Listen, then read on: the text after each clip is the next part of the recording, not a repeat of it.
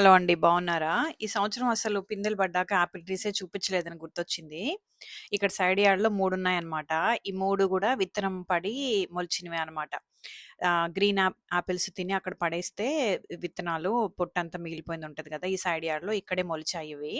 కాతే అన్ని కుప్ప కుప్పగా ఒక దగ్గర మొలిస్తే అవి తీసి మళ్ళీ కుండీలో పెట్టి వేరే ప్లేస్‌లో నాటి మళ్ళీ తీసి ఇక్కడ పెట్టా అన్నమాట. లాస్ట్ ఇయర్ అయితే విపరీతంగా కాచాయి.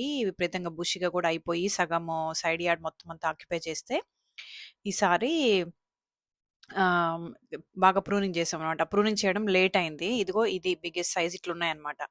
ప్రూనింగ్ చేయడం లేట్ అయ్యేసరికే ఇంగ ఎక్కువగా చిగుర్లు రాకుండా పూతొచ్చే టైం అయింది కాబట్టి కాయలు మొదలయ్యాయి. ఇంగ మా అమ్మ అయితే రోజు ఆహ్, చూసుకుంటా ఉందనమాట. ఎప్పుడెప్పుడు రెడీ అయితాయా తిందాము అని జెప్పి. చూసారా ఇట్లా పూత పిందెలు ఇట్లొస్తాయన్నమాట.